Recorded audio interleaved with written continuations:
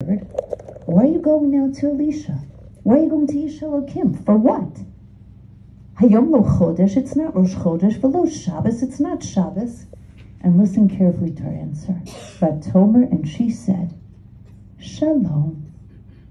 It's okay. It's peace. Shalom. She said not a word, that up in the attic is their one and only child, dead. She takes the donkey, Vatelech Vatovo El Ish Elokim. She comes to Elisha, El Har-HaKarmel. If any of you were ever at the Haifa Spa, this is Har-HaKarmel, straight from the Navi. Elisha is on Har-HaKarmel.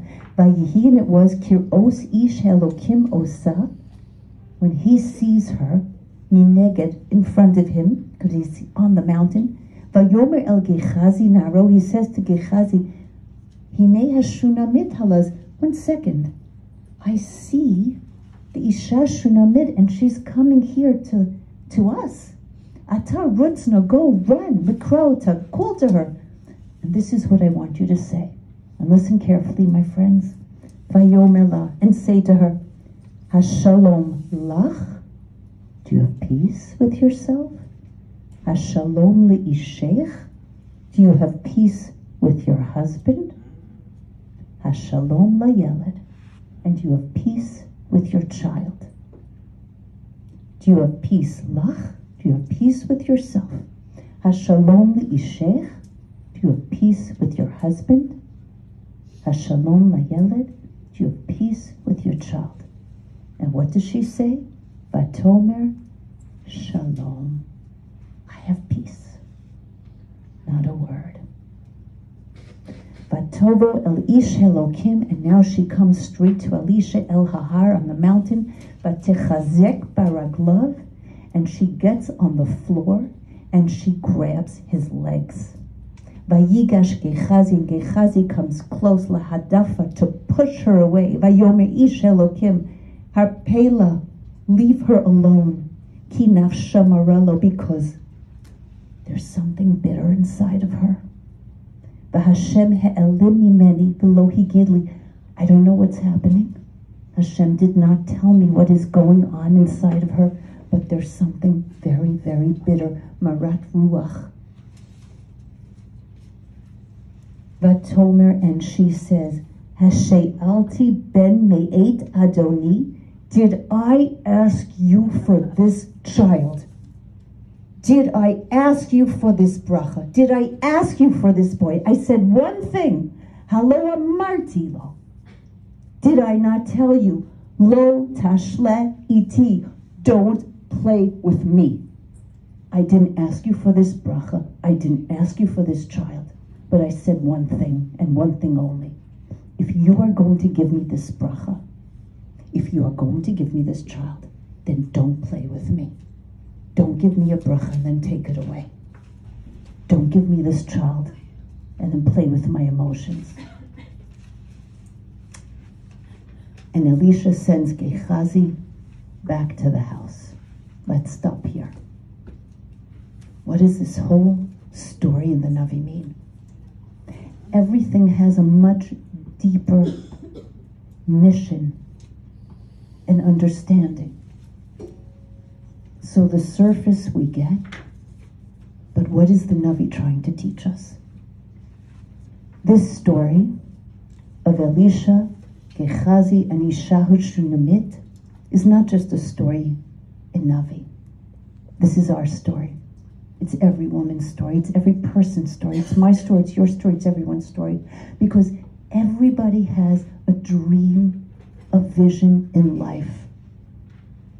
And sometimes that dream, that vision, that marriage, that child, that job, that life is not what you thought it would be.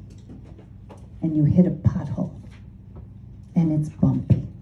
And you say, Ribono Shalom, Hashem, I didn't ask for this. I didn't ask for this. And what are you supposed to do? How do you overcome that hardship?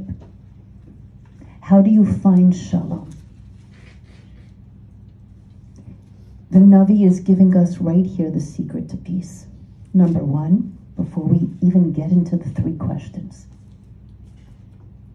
This woman's husband says, what do you mean? It's not Chodesh, it's not Rosh Chodesh, it's not Shabbos. Why are you going to the Navi? Don't you think that she would have said, oh my gosh, do you know what happened to our kid, to our son? Don't you think she'd get hysterical?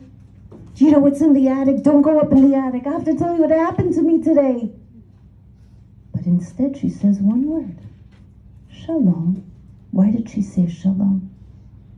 Because there will always be people in life, when you have a dream, when you have a vision, who will say to you, give it up. Are you kidding? You're going to do that? You could never. You're going to start that organization. You're going to help that one. You think you're going to do this and that? And so Isha Shunammit knew that if she would tell her husband, I'm going to the Navi now, because we're going to bring life back to this child, her husband would say, are you nuts? Are you crazy? Get a grip.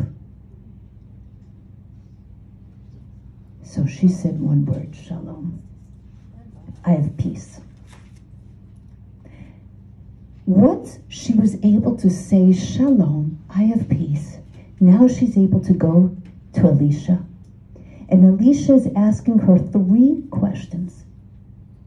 Elisha had to know that in these 3 scenarios, she had Shalom. Because if you have Shalom in these 3 situations, then you can have a positive spirit, you can have positive thoughts, and when you have positive thoughts, when your thoughts are with Shalom, then your words are with Shalom.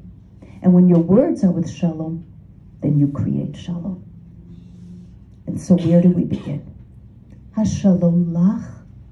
Do you have peace within yourself? My dear women, Shalom Bayis is not just peace between a husband and a wife. Shalom Bayis is peace between your body and your soul, your guf and your neshama.